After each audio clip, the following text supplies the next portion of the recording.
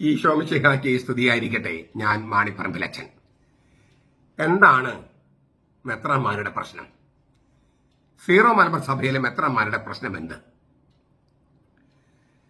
ഞാൻ 3 മെത്രാന്മാരുടെ മുമ്പിൽ സീറോ മലബാർ സഭയുടെ പ്രശ്നങ്ങൾക്കുള്ള പരിഹാരം, വളരെ കോൺക്രീറ്റ് ആയിട്ടുള്ള പരിഹാരം നിർദ്ദേശിച്ചു. അത് ലിറ്റർജിയുടെ പ്രശ്നം മാത്രമല്ല, എറണാകുളത്തെ ലിറ്റർജിയുടെ പ്രശ്നം മാത്രമല്ല. ഇപ്പോൾ സീറോ മലബാർ സഭ എന്ന് പറഞ്ഞാൽ അങ്ങനെ ഒരു സഭയായിട്ടില്ല. നമ്മൾ പറയും സൂയിയൂരി സഭ എന്നൊക്കെ പറയും, പക്ഷെ സഭയായിട്ടില്ല. നാട്ടുരാജ്യങ്ങളെ പോലെ ഓരോ രൂപതകൾ, നാട്ടുരാജാക്കന്മാരെ പോലെ മെത്രാന്മാർ. ഈ നാട്ടുരാജ്യങ്ങളെയൊക്കെ ഒന്ന് ഒന്നിപ്പിക്കുക. ഇപ്പോൾ 3 പ്രധാനമായിട്ട്, പണ്ട് ഇല്ലേ ചേര, പാണ്ഡ്യ, ചോള എന്നൊക്കെ പറഞ്ഞതുപോലെ തെക്ക്, വടക്ക്, നടുക്ക്, അങ്ങനെ 3 ഭാഗങ്ങളായിട്ടാണ് ഇപ്പോൾ സീറോ മലബാർ സഭ കേരളത്തിൽ നിൽക്കണേ. തെക്ക്, വടക്ക്, നടുക്ക്, ഇങ്ങനെ 3 കഷ്ണങ്ങളായി നിൽക്കുകയാണ് കേരളത്തിൽ. ആ കഷ്ണങ്ങളിൽ തന്നെ പിന്നെയും കഷ്ണങ്ങളുണ്ട്, അത് വേറെ. അപ്പൊ ഇങ്ങനെയുള്ള ഇതിനെല്ലാം ഒരു വളരെ വളരെ മൂർത്തമായിട്ടുള്ള കോൺക്രീറ്റ് ആയിട്ടുള്ള ചില പരിഹാര മാർഗങ്ങൾ, പരിഹാര നിർദ്ദേശങ്ങൾ ഞാൻ ചില മെത്രാന്മാരുടെ മുമ്പിൽ വെച്ചു. ഈ സഭയിലെ പ്രശ്നങ്ങൾ പരിഹരിക്കാം. പുതിയ പ്രശ്നങ്ങൾ ഉണ്ടായിക്കൊണ്ടിരിക്കും. ഇപ്പം നിലവിലുള്ള പ്രശ്നങ്ങൾ പരിഹരിക്കാം. സീറോ മലബാർ സഭയെ ഒരു സഭയായിട്ട് രൂപാന്തരപ്പെടുത്താം. അങ്ങനെയുള്ള ചില നിർദ്ദേശങ്ങൾ ഇവരുടെ വളരെ മനസ്സിരുത്തി കേട്ടു. അതിൽ വലിയ സന്തോഷമുണ്ട്. ഒരു 45 മിനിറ്റോളം ഞാനിങ്ങനെ എഴുതിയ പേപ്പറും ഒക്കെ ആയിട്ട്, വളരെ ഞാൻ പറഞ്ഞില്ല കോൺക്രീറ്റ് ആയിട്ടാണ്, കൃത്യമായിട്ട്, അതും ടൈം ബൗണ്ട് ആയിട്ട്, ഞാനത് ഏത്, എപ്പോൾ, എങ്ങനെ എന്നുള്ള കാര്യങ്ങളൊക്കെ വിശദമായിട്ട് എഴുതി അതിന്റെ കോപ്പി അവർക്ക് കൊടുത്ത് ഞാൻ അവതരിപ്പിച്ചു. അപ്പൊ ഒരു 45 മിനിറ്റോളം എടുത്തു ഞാനിന്ന് അവതരിപ്പിക്കാൻ. ഈ 45 മിനിറ്റോളം വളരെ മനസ്സിരുത്തി മെത്രാന്മാരെല്ലാം കേട്ടു. അങ്ങനെ ചില കാര്യങ്ങൾ അവർക്ക് സംശയം തോന്നി, അവർ ചോദ്യങ്ങൾ ചോദിച്ചു. ഞാൻ എൻ്റെ വിശദീകരണങ്ങൾ കൊടുത്തു. അങ്ങനെ എല്ലാം കഴിഞ്ഞ് വളരെ ചിരിച്ചുകൊണ്ട് തന്നെ അതെല്ലാം ഒരു മെത്രാൻ എന്നോട് പറഞ്ഞു, മാണിപ്പറമ്പിലച്ചൻ നിർദ്ദേശിക്കുന്നത് എക്സ്ട്രാ ഓർഡിനറി വഴികളാണ്. എക്സ്ട്രാ ഓർഡിനറി, അസാധാരണ വഴികൾ, അത്യസാധാരണ വഴികൾ. ഞങ്ങൾ മെത്രാന്മാർക്ക് സാധാരണ വഴികളെ അറിയൂ. മാണിപ്പറമ്പിലച്ചൻ നിർദ്ദേശിക്കുന്നത് അത്യസാധാരണ വഴികളാണ്. എക്സ്ട്രാ ഓർഡിനറി വേസ്, അല്ലെങ്കിൽ മെത്തഡ്സ്, അല്ലെങ്കിൽ സൊല്യൂഷൻസ്. ഞങ്ങൾ മെത്രാന്മാർക്ക് സാധാരണ വഴികളെ അറിയൂ. ഞാൻ മുട്ടുകുത്തി. ശ്ലൈഹി ആശീർവാദം കിട്ടാനായിട്ട് ഞാൻ മുട്ടുകുത്തി. കാരണം ഇവരോട് പിന്നെ ഒന്നും പറയാനില്ലെന്ന് എനിക്ക് തോന്നി. അങ്ങനെ മുട്ടുകുത്തിയപ്പോൾ ഈ ഒരു മെത്രാൻ തലയിൽ കൈവച്ച് പ്രാർത്ഥിക്കുകയാണ്. വളരെ മനോഹരമായിട്ട് പ്രാർത്ഥന, ബൈബിളിലെ വചനങ്ങളൊക്കെ കോട്ട് ചെയ്ത് വളരെ മനോഹരമായ പ്രാർത്ഥനയാണ്. ഇങ്ങനെ പ്രാർത്ഥിച്ചുകൊണ്ടിരിക്കുകയാണ്. ഞാനിങ്ങനെ മുട്ടുകുത്തി നിൽക്കുകയാണ്, എൻ്റെ തലയിൽ കൈവച്ച് പ്രാർത്ഥിക്കുകയാണ്. എനിക്കൊരു ആശീർവാദം, ശ്ലൈഹിക ആശീർവാദം. അപ്പോൾ പ്രാർത്ഥിച്ചുകൊണ്ടിരിക്കുമ്പോൾ എൻ്റെ മനസ്സിൽ കർത്താവ് ഒരു വചനം തോന്നിച്ചു. അവർ വചനമൊക്കെ പറഞ്ഞിട്ട് പ്രാർത്ഥിക്കുന്നത് ഞാൻ കേൾക്കുന്നുണ്ട്. പക്ഷെ കർത്താവ് എൻ്റെ മനസ്സിലൊരു വചനം ഇങ്ങനെ, നീ പ്രാർത്ഥിച്ചു കഴിയുമ്പോൾ ഇത് മെത്രാന്മാരോട് പറയണം എന്നുള്ള തോന്നൽ എൻ്റെ മനസ്സിൽ വരികയാണ്. ഏതായാലും പ്രാർത്ഥന കഴിഞ്ഞ് ഞാൻ എഴുന്നേറ്റപ്പോൾ ഞാൻ ചോദിച്ചു, പരിശുദ്ധ കന്യകാമറിയം സാധാരണ വഴിയാണോ സ്വീകരിച്ചത്, അതോ അത്യസാധാരണ പാതയിലൂടെയാണോ നടന്നത്? മെത്രാന്മാരെ പെട്ടെന്ന് ശരിയൊക്കെ മാഞ്ഞ് സൈലന്റായി. മറുപടി ഒന്നും പറഞ്ഞില്ല.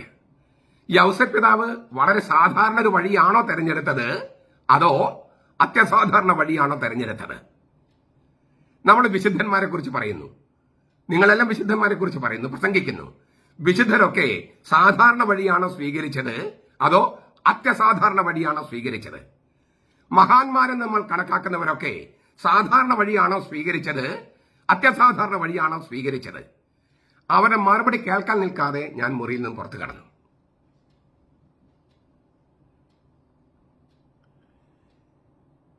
ഞാൻ വണ്ടി ഓടിച്ച് തിരിച്ചു പോകുകയാണ് എൻ്റെ ഓഫീസിലേക്ക്. അപ്പൊ എൻ്റെ മനസ്സിൽ മുഴുവൻ ഇടുങ്ങിയ വഴിയിലൂടെ സഞ്ചരിക്കൂ എന്ന് പറഞ്ഞ കർത്താവ് പറഞ്ഞ വചനം. ഇടുങ്ങിയ കവാടത്തിലൂടെ, ഇടുങ്ങിയ വഴിയിലൂടെ പോകൂ.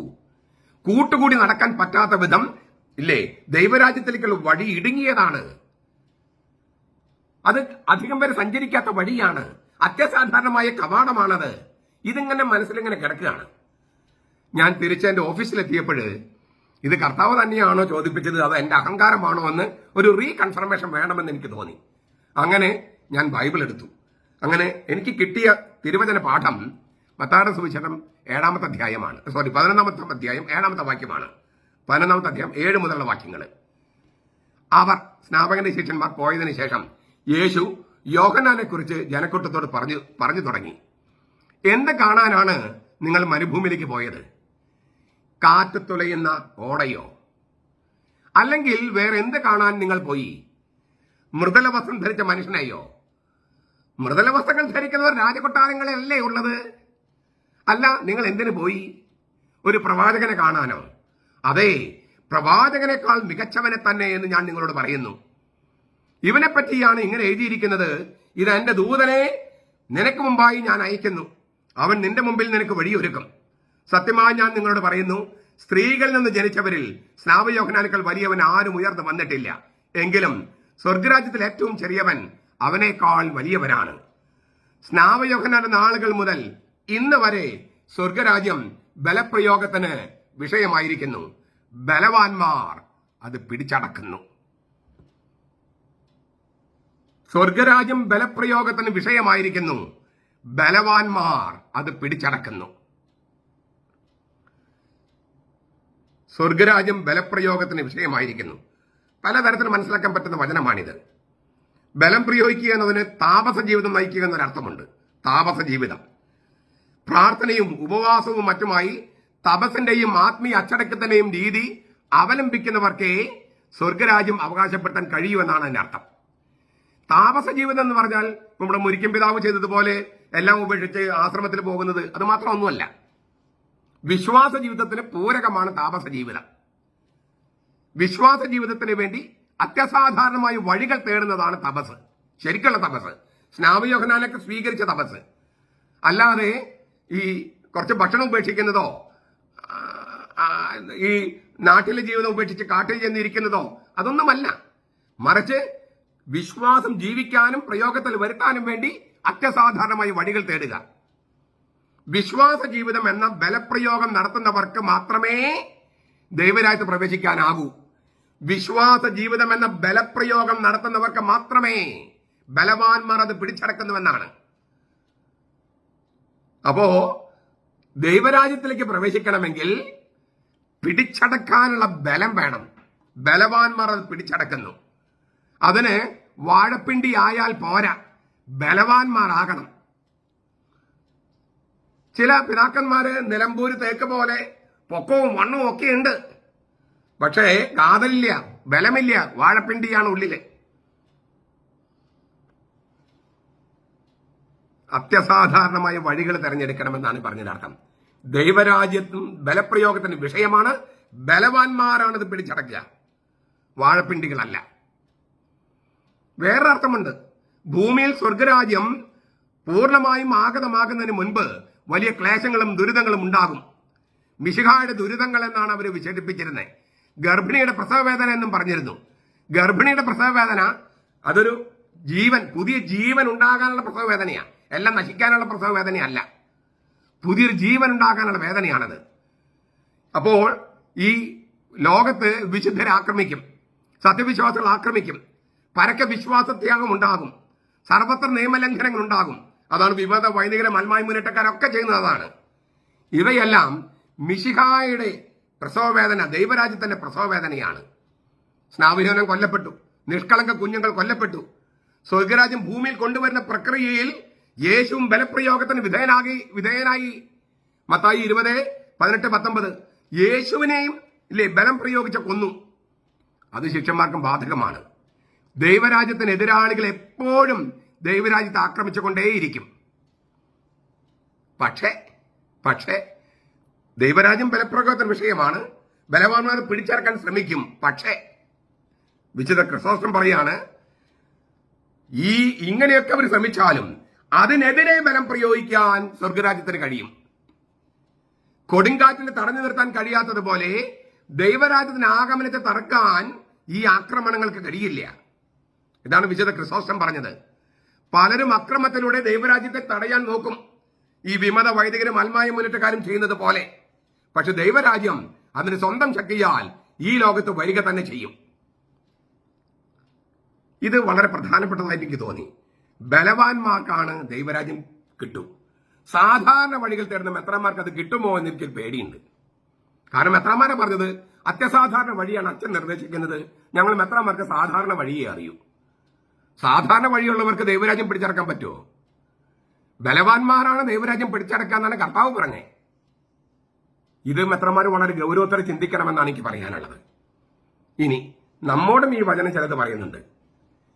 എന്റെ ഈ വീഡിയോ കേൾക്കുകയും ഒക്കെ ചെയ്യുന്ന ഈ സഭയുടെ കൂടെ നിൽക്കുന്ന ആളുകളോടും ചില ചോദിക്കുന്നുണ്ട്. ഈ കർത്താവ് ചോദിച്ച അതേ ചോദ്യങ്ങളുടെ വെളിച്ചത്തിൽ ഞാൻ ചോദിക്കുകയാണ്. എന്ത് കാണാനാണ് വിശ്വാസ സംരക്ഷണ സംഗമത്തിന് നിങ്ങൾ പോയത്? കഴിഞ്ഞ ശനിയാഴ്ച നവംബർ 8 വിശ്വാസ സംരക്ഷണ സംഗമത്തിന് നിങ്ങൾ പോയത് എന്തിനാണ്? കാറ്റത്തുലയുന്ന ഒരു ഓടയെ കാണാനോ? അല്ലെങ്കിൽ വേറെ എന്ത് കാണാൻ പോയി? മൃദുല വസ്ത്രം ധരിച്ച മനുഷ്യനെയോ? മൃദുല വസ്ത്രങ്ങൾ ധരിക്കുന്നവരൊക്കെ മെത്രാസന മന്ദിരത്തിലും രാജകൊട്ടാരങ്ങളിലുമല്ലേ?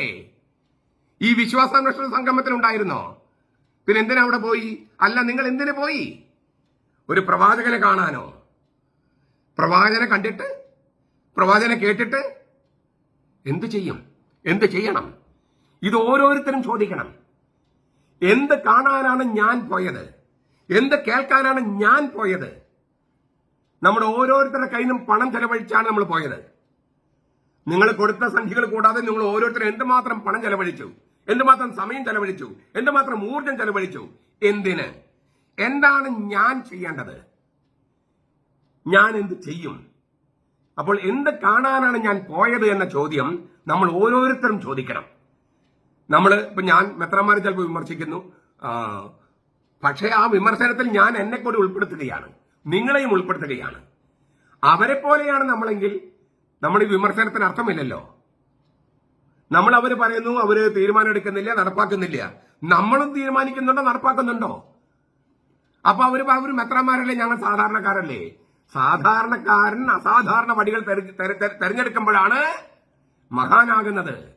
സാധാരണക്കാരൻ അസാധാരണ വഴികൾ തേടുമ്പോഴാണ് മഹാനും വിശുദ്ധനും വിശുദ്ധയുമാകുന്നത്. അത്തരം ഒരു അത്യസാധാരണ വഴിയാണ് ഞാൻ നിങ്ങളുടെ മുമ്പിലും എന്റെ മുമ്പിലും വെക്കുന്നത്. അത് കർത്താവ് തന്നെ വെക്കുന്ന വഴിയായിട്ടാണ് ഞാൻ മനസ്സിലാക്കുന്നത്. വളരെ സ്നേഹത്തോടെ ഞാൻ ആവശ്യപ്പെടുകയാണ്. വളരെ ഗൗരവത്തോടെ നമ്മൾ ചോദിക്കണം, എന്ത് കാണാനാണ്, എന്ത് കേൾക്കാനാണ് ഞാൻ വിശ്വാസ സംരക്ഷണ സംഗമത്തിന് പോയത്? ഞാൻ എന്ത് ചെയ്യാനാണ് ഞാൻ തയ്യാറ്? എന്റെ കുടുംബജീവിതമുണ്ട്, എനിക്ക് ഭാര്യയുണ്ട്, മക്കളുണ്ട്, ജോലിയുണ്ട്, 100,000 കാര്യങ്ങളുണ്ട്. ഒക്കെ ശരി തന്നെ. എങ്കിലും അതൊന്നും ശാശ്വതമല്ലല്ലോ. ശാശ്വതം എന്താണ്? കർത്താവിനോട് കൂടി ആയിരിക്കുക, അല്ലേ? അപ്പോ അതിനു വേണ്ടി ഞാൻ ഇപ്പോൾ എന്ത് ചെയ്യും? എന്ത് ചെയ്യാൻ തയ്യാറാണ്? അത് നമുക്കൊന്ന് വളരെ ഗൗരവത്തോടെ ചിന്തിക്കണം. എന്നിട്ട് അത് വളരെ സീരിയസ് ആയിട്ട് ചിന്തിക്കുന്നവർ മാത്രം നിങ്ങൾക്ക് എന്ത് ചെയ്യാൻ തയ്യാറാണെന്ന കാര്യങ്ങൾ വെളിപ്പെടുത്തണം. അപ്പോൾ തീർച്ചയായിട്ടും നമ്മൾ ഈ ലോകാവസാനം വരെയൊന്നും ഈ പറഞ്ഞ സമവായ വിഷം നമ്മൾ കുടിപ്പിച്ചുകൊണ്ടിരിക്കാൻ അവർക്ക് കഴിയില്ല, ആർക്കും കഴിയില്ല. നമ്മൾ ഉണരണം, നമ്മൾ ഓരോരുത്തരും ഉണരണം. ഇപ്പോൾ ഈ വിശ്വാസ സംരക്ഷണ സംഗമത്തിന് കാണിച്ച ആ ആവേശം, ആ തീക്ഷണത, ആ ഊർജം, വീര്യം, അത് 10 മടങ്ങായിട്ട് വരണം. അപ്പോൾ നമ്മുടെ മുമ്പിൽ കർത്താവ്, നമ്മൾ ബലവാന്മാരാകും. നമ്മുടെ മുമ്പിൽ കർത്താവ് ദൈവരാജ്യത്തിന്റെ കവാടങ്ങൾ തുറക്കും. നമ്മൾ അതിൽ പ്രവേശിക്കും. നമ്മളെ പ്രവേശിക്കൂ. നമ്മുടെ കർത്താവ് ഈശോ മിശിഹായുടെ കൃപയും പിതാവായ ദൈവത്തിന്റെ സ്നേഹവും പരിശുദ്ധാത്മാവിന്റെ സഹവാസവും നാം എല്ലാവരോടും കൂടി ഉണ്ടായിരിക്കട്ടെ, ഇപ്പോഴും എപ്പോഴും എന്നേക്കും. ആമേൻ.